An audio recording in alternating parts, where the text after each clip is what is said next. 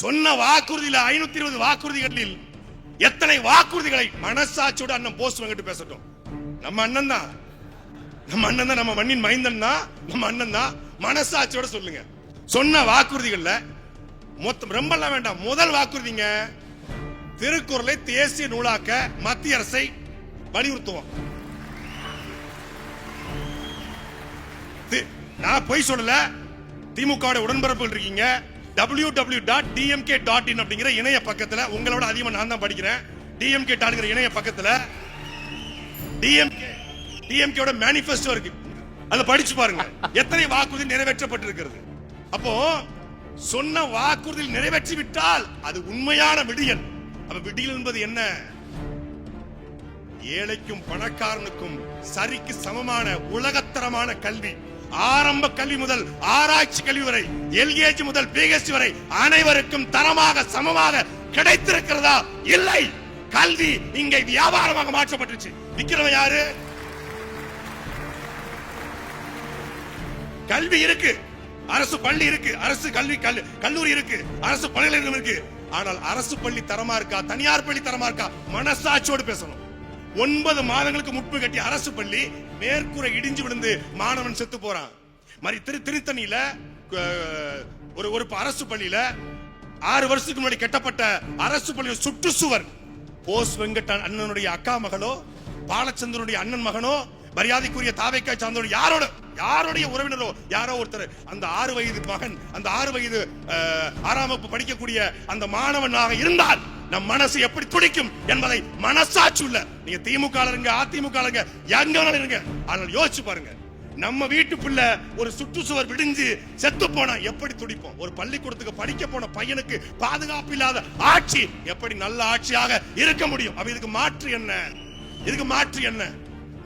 1967 1 ரூபாய்க்கு ஒரு படி, 2026 1 ரூபா அரிசி போட்டாதான் வாங்க முடியும்னா நீங்க கலட்டி கம்பு நட்டது என்ன சொல்லுங்க? அப்ப இதுக்கு யார் மாற்று? இதேதான் 15 வருஷமா பேசுறீங்க, உங்களுக்கு யாருமே ஓட்டு போட மாட்டாங்களே. ஓட்டுக்கு பணம் கொடுக்காம அறந்தாங்கில காங்கிரஸ் வேட்பாளர். சரி இருங்க பிரதர், உங்க சார்பா பேச போசங்கன்னு இருக்காரு. நான் இன்னும் ஆரம்பிக்கவே இல்லையே.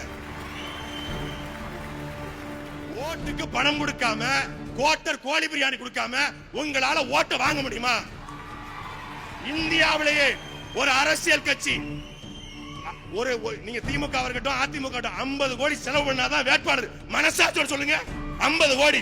ஆனால் நாடாளுமன்ற தேர்தலில் நாம் தமிழர் கட்சி மொத்தமாக செலவு பண்ணது வெறும் 20 லட்சம். 20 லட்சம் செலவு பண்ணி 1.5 லட்சம் வாக்களை பெற்ற ஒரே கட்சி அது நாம் தமிழர் கட்சி மட்டும்தான். இதே அறந்தாங்க நாங்க போட்டி போட்டோம். மொத்த செலவு 8 லட்சம் தான். நாங்க வாங்கின வாக்கு 8 லட்சம் ரூபாய் செலவு பண்ணி 17,000 வாக்களை நாங்கள் பெற்றிருக்கிறோம். சொல்லுங்க. சாட்டை தம்பி சொன்னாரு, நீங்க பணம் கொடுத்து தான் ஜெயிக்கிறீங்க அப்படின்னு சொல்றாரு. நான் ஒரு 10 கோடி ரூபாய் பணம் தரேன், அண்ணன் சீமான் அவர்களை அறந்தாங்கியில் எங்க வேணா நிப்பாட்டுவோம், ஆளுக்கு 1000 ரூபாய் கொடுப்போம், ஓட்டு போட்டுருவாங்களா? அதை நீங்க தான் சொல்லணும். அண்ணன் சீமான் அவர்கள் இதுவரைக்கும் எத்தனையோ கருத்துக்களை சொல்லி இருக்கிறார்கள். அதுல ஏற்றுக்கொள்ளக்கூடிய கருத்துக்கள் உண்டு, ஏற்றுக்கொள்ள முடியாத கருத்துக்களும் உண்டு, அதுல பலவிதமான குழப்பங்களும் உண்டு. ஆனா ஐயா பெரியாருடைய நெஞ்சிலே சுமந்துட்டு தூக்கி போட்டீங்க பார்த்தீங்களா? அதை மட்டும் எங்களால் ஒத்துக்கொள்ளவே முடியாது. ஆகவே 1000 அல்ல, 2000 அல்ல, 5000 ரூபாய் கொடுத்தாலும் அண்ணன் சீமான் அவர்கள் இருக்கக்கூடிய தொகுதியில் நிச்சயமாக டெபாசிட் கூட வாங்க மாட்டாரு. நீங்கள் பணம் கொடுத்து ஓட்டுவாங்க, அதை பற்றி பேச வேண்டாம். திரு போஸ் வெங்கட், திராவிட பொங்கல் வைக்கிறீங்க, திராவிட பொங்கல் வச்சா திராவிடத்தையே பொங்கல் வைப்பேன்னு சீமான் பேசுறாரு. அது உங்களுக்கு கிடைச்சல இல்லையா? இது ஒரு வசனம் வருது, அதை சொன்னா தப்பாய் போயிடும். அண்ணன் சீமான் அவர்கள் மீது மிகுந்த மரியாதையும் மதிப்பும் எனக்கும் உண்டு. என்னுடைய தம்பி சொன்னது போல் நாங்கள் சினிமாக்காரர்கள், நண்பர்கள், தோழர்கள் எல்லாமே இருந்தாலும் கருத்து வேறுபாடு என்று வரும் பொழுது அதை எதிர்ப்பதில் நாம் குறைந்தபட்சம் கொஞ்சம் கூட கருணை காட்டக்கூடாது. திராவிட மாடலை அழிப்பேன் என்று சொல்பவர்கள் எல்லாம் எனக்கு எப்படி ஞாபகம் வருகிறது என்று சொன்னால், திமுகவை அழிப்பேன் என்று யாராவது சொல்லும் பொழுது அவர்களை பார்த்தால் பரிதாபமாக இருக்கிறது. அங்கே கண்ணீர் அஞ்சலி ஓட்டி வச்சிருக்காங்க போட்டோ, அந்த போட்டோல இருக்கான் அத்தனை பேரும். அந்த லிஸ்ட்ல நான் திராவிடத்தை ஒழிப்பேன், திராவிட மாடலை ஒழிப்பேன் என்று சொல்லும் பொழுது அந்த போட்டோ தான் எனக்கு ஞாபகத்துக்கு வருது. அதனால் அந்த வார்த்தையை பயன்படுத்தாமல் தன் உயிரை காப்பாற்றிக் கொள்ள வேண்டும் நான் நினைக்கிறேன். அவர்கள் நீண்ட ஆயுளோடு நிம்மதியாக வாழ வேண்டும் என்று நான் வேண்டிக் கொள்கிறேன். அண்ணன் இதை போன்ற வார்த்தைகள் மட்டுமல்ல, இன்னும் சில வார்த்தைகளை எல்லாம் சொல்லி இருக்கிறார். அந்த ஆமைக்கறி போன்ற வார்த்தைகள், முதலைக்கறி போன்ற வார்த்தைகளை எல்லாம் பயன்படுத்தி இருக்கிறார். அடிக்கடி இலங்கைக்கு பயணிக்கக்கூடியவன் நான். அது எந்த அளவுக்கு உண்மை என்பது எனக்கு தெரியும். அதையெல்லாம் விட ஒரு விஷயம் சொன்னார். ஆமை போட்ட குப்புற கவித்து அதில் நான் பயணம் செய்தேன் என்று சொன்னார் அல்லவா? அவர் நிச்சயமாக திராவிட மாடலை பற்றி கிண்டல் பேசுவதில் எனக்கு எந்த விதமான வருத்தமும் இல்லை. அவர் சொன்னால் சரியாகத்தான் இருக்கும் என்று நான் ஒத்துக்கொள்கிறேன். அப்படித்தான் அதை நம்ம வைத்துக் கொள்ள வேண்டும். அண்ணன் போஸ்ட் தான் பதில் சொல்ல நினைச்சேன். போஸ்ட் சொன்னாங்க 18 கோடி ரூபாய் தாரேன், நாம் தமிழ் கட்சி அறந்தாங்கில சீமா நின்று ஜெயிச்சிருவாரா? அண்ணே 18 கோடி வேணாம்னே, ஒரு 10 கோடி கொடுங்கண்ணே. பிப்ரவரி 21 திருச்சியில மாநாடுன செலவு காசு நாம இருக்கோம் எங்களுக்கு. அண்ணன் நீங்க நினைக்கிற மாதிரி ஒரு தொகுதிக்கெல்லாம் 18 இல்ல, மொத்தமாவே 10 தான் தேவைப்படுது, மொத்த தமிழ்நாட்டுக்குமே. நீங்க உங்களை மாதிரி எங்களை வந்து நினைச்சிடாதீங்கன்னு. அப்படி கிடையாது. எங்களுக்கு பணம் கொடுக்காமலே எங்க ஆளு வந்து 24 நாள் வேலை பார்த்தான். டீ மட்டும் வேலை கொடுத்தா 30 நாள் தூங்காம வேலை பார்ப்பான். இந்த கவர்மெண்ட் சொல்றல, டேய் 30 ரூபா கொடுத்தா போதும்டா, நானா 3 மணி நேரம் கண் முடிச்சு வேலை பார்ப்பேன். அது மாதிரி எங்க ஆளுங்க. அதனால நீங்க பணத்தை தயவு செய்து அண்ணன் அவருக்கு ஸ்டாலின் வழி வந்தவர், நான் சொன்னதைத்தான் செய்வேன், செய்வதைத்தான் சொல்வேன்ங்கிற வழி வந்தவர்.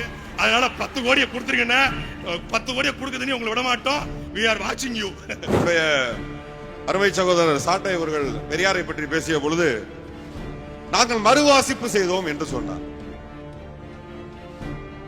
பெரியாரை பற்றி ஒரு வாசிப்பை நாம் வாசித்து முடித்து விட்டோம், அதை நாம் புரிந்து கொண்டு விட்டோம். மறுவாசிப்பில் என்ன மாற்றம் இருக்கும்?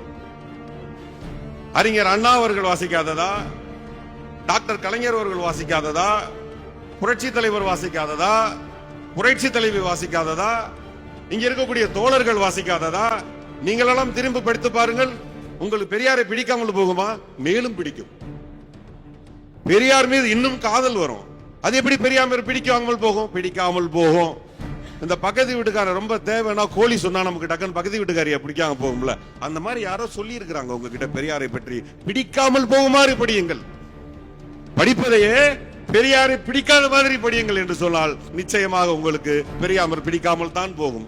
ஆனால் நீங்க மற்ற பெரியார்களை எல்லாம் சொன்னீர்களே, அவர்களை நாங்கள் எப்பொழுதும் பெரியார்களாவே ஏற்றுக்கொள்கிறோம்.